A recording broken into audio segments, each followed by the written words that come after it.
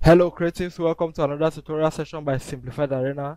In today's class, I'm going to teach you the three main categories of blend modes in under 5 minutes. So before you leave this place, I will teach you the most basic terms. You will have an understanding of what blending modes are. You will not be guessing, you will just understand blending modes. That is for the three main categories. There are other subcategories, but while learning them, you will not even use them anyway.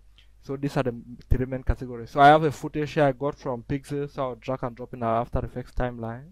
Now let's just bring a rectangle over a layer. We are not actually making a max, we are just bringing in a rectangle. The fill type will be the linear gradient, then the gradient color will be black and white. Then at this center, I'll just grab these arrows, hold shift and move them in a straight line like this. I will not move them all the way across. As for the stroke, I will set our stroke to no stroke so that we don't have any stroke interfering with what we are going to be learning today. Let's name this layer blend mode. Okay, now we have finally named our layer. So in After Effects, your timeline might look something like this. So to access our blend mode, we'll come here, and where we have this toggle switches / modes, we click on it. These modes have been added here, so these are the blending modes. So I will expand it. Our blending modes are divided into several categories. We have the normal, the darken, the art, the overlay, the difference, the hue and saturation. And if we scroll down, we'll find more. We have the difference, the hue, and the stencil alpha. Let's scroll up again. Yes, but the most used blend modes in After Effects or in Photoshop or in any software where blend modes are used are usually the darken, the art, and the overlay category. So those are the three most used categories of blend modes, which is what we'll be teaching today. So the darken category, what this does is that it removes all the white from the blend mode layer, allowing just the black. So the most used blend mode here is the multiply. So if we just select multiply, you will see that all the whites have been removed, and now we are left just with the blacks. We can use darken, that are just various variations of the same thing, removing the whites and keeping the blacks with different variations. So that is it for the darken category of blend modes. Then for this normal category, I'll just set back our blend mode back to normal. Now let us look at the art category. What it does is that it removes all the blacks from an image and it allows us just with the whites. And then there are several variations. We have the lighten, and then we have the screen, which is the most used blend mode in this category. Then we have the color dodge. They are just different variations of the same principle, removing all the blacks and leaving just the white. Then the next category we have is the overlay category.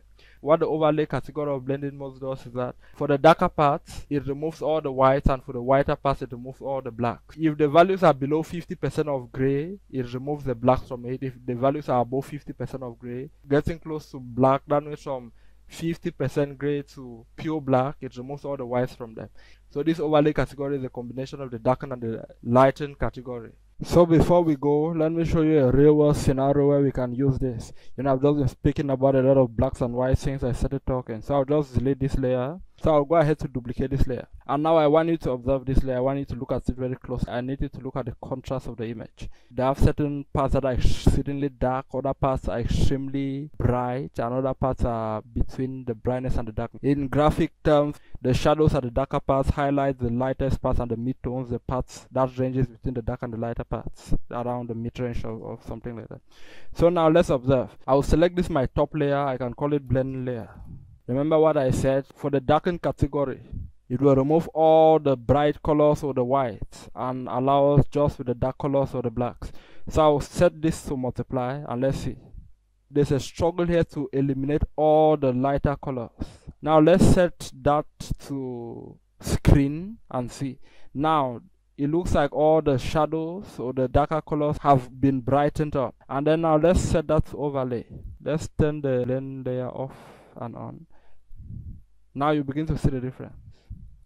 Setting this to overlay darkens the shadows and brightens the highlights. So that is it about blending modes. Those are the most essential blending modes. Those are the blending modes you'll be using all the time in almost all your projects. So that is it. We have taken under 5 minutes and we have explained everything about the most used blending modes in After Effects. Then this difference category, I never even use any of this, from difference right down to luminance and so on. And I am a graphic designer, I'm a motion graphic designer, I'm a video editor, and I've been working for getting to 5 years now, and I have actually never used any of that. So if I've not needed it in the past 5 years, you'll probably never need it in your career. Ladies and gentlemen, we have come to the end of our tutorial. Thank you for watching, and do like our video and subscribe to our channel for more updates, and see you in our next tutorial.